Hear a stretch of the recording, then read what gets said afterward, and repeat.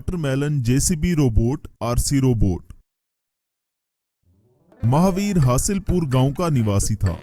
एक दिन वो अपने खेत की जुताई कर रहा था और सोच रहा था, कम से कम अगर इस साल अच्छी बारिश हुई तो मुझे अच्छी फसल मिलेगी, नहीं तो मैं लोगों के कर्ज के बोझ तले दबा ही रह जाऊंगा।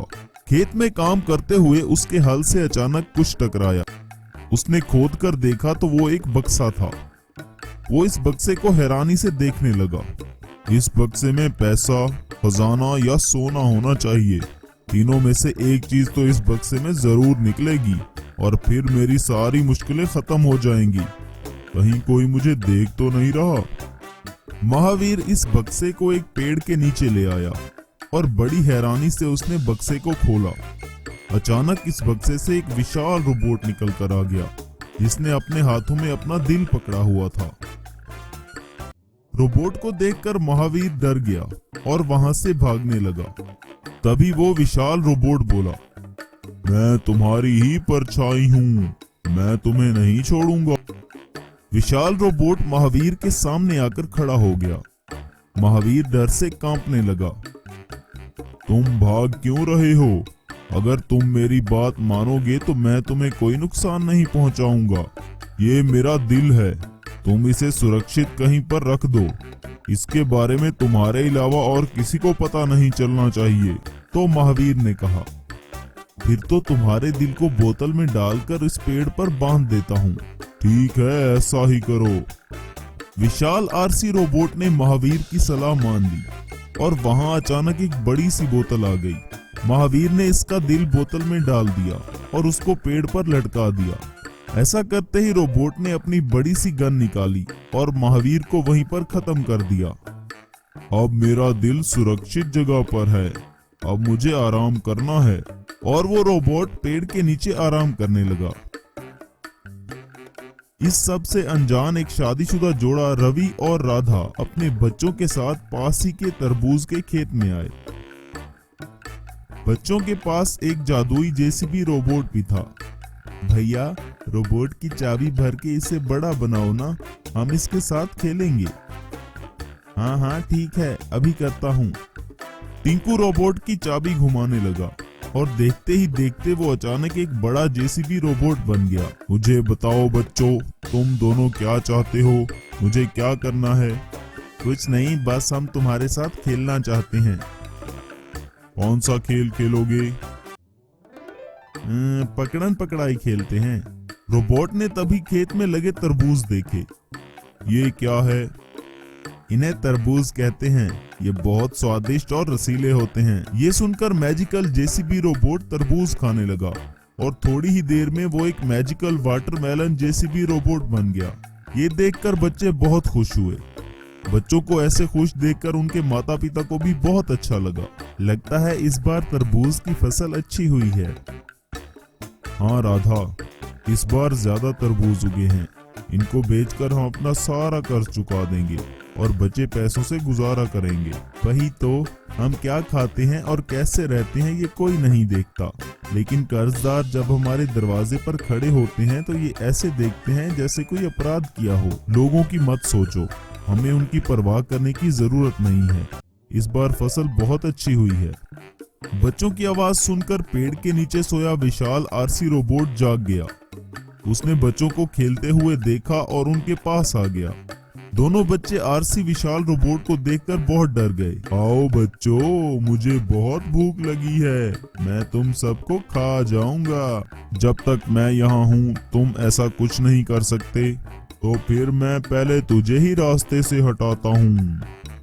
विशाल RC robot magical watermelon JCB robot से लड़ने लगा। तभी मैजिकल वाटरमेलन जेसीबी रोबोट अपनी चमकती हुई तलवार से आरसी रोबोट पर बार बार हमले करने लगा।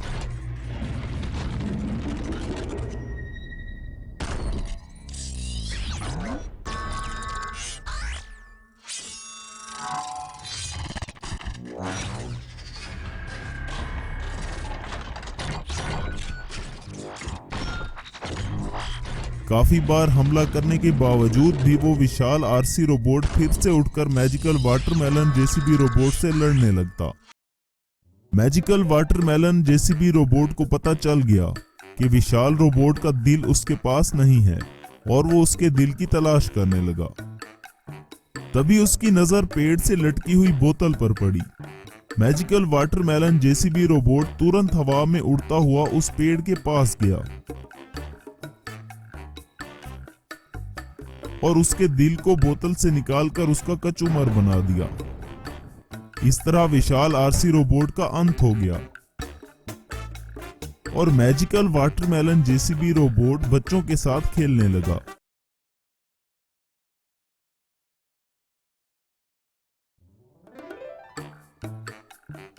Magical remote control truck robot. Jabalpur में आकाश नाम का एक होनहार लड़का रहता था। आकाश खराब पड़े हुए कबाड़ से बहुत कुछ बनाते रहता था। उसके पिता गांव के धनवान सेठ के लिए काम करते थे। धनवान सेठ का भी एक लड़का था।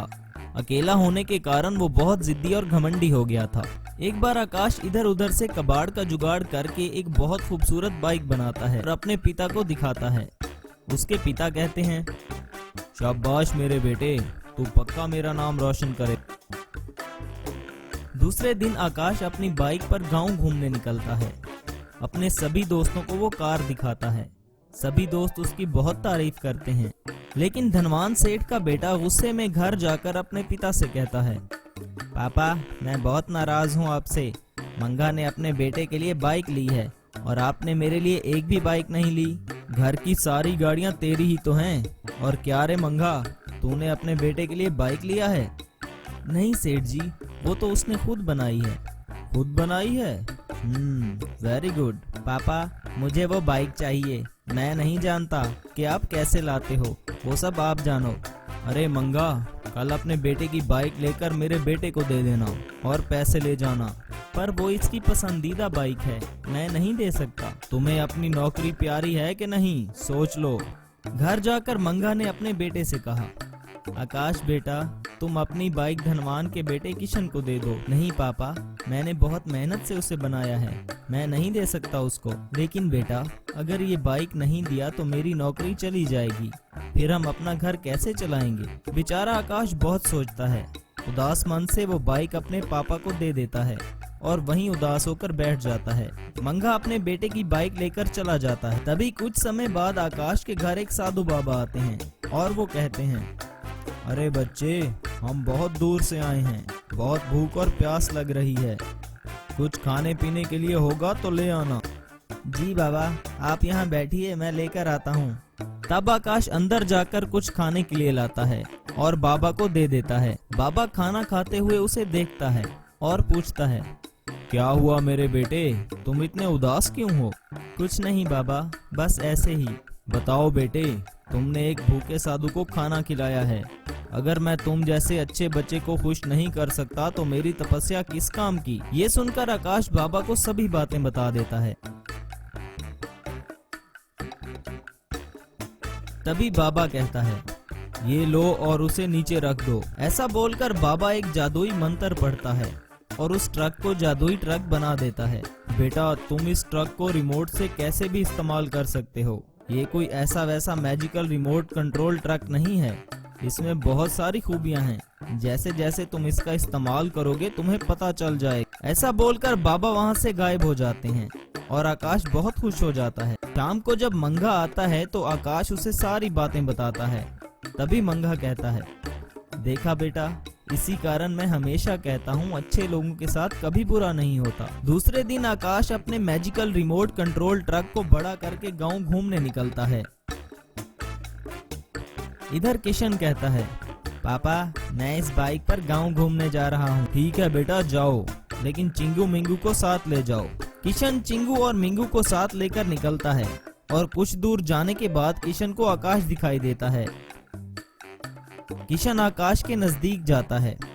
तभी किशन कहता है, अरे ओए खजूर, तेरे पास ये ट्रक कहाँ से आया बे? ये मुझे अच्छे काम के लिए गिफ्ट मिला है। अबे चल, ये ट्रक मुझे दे दे, नहीं तो सोच ले। नहीं, मैं ट्रक तुम्हें नहीं दे सकता, मैं पहले ही अपनी बाइक तुम्हें दे चुका हूँ, अब ये मैं तुम्हें नहीं दूंगा। अच्छा तो तू ऐसे नहीं मानेगा। चिंगू मिंगू जाओ और इसका ट्रक तोड़ दो। ये सुनते ही दोनों जाकर आकाश के ट्रक को तोड़ देते हैं और वहाँ से चले जाते हैं। घर जाने के बाद धनवान बोलता है, क्या हुआ, आज बड़ा खुश लग रहा है तू। किशन धनवान को सारी बात बता देता है। तभी धनवान कहता है, तूने इस बार अच्छा नहीं किया।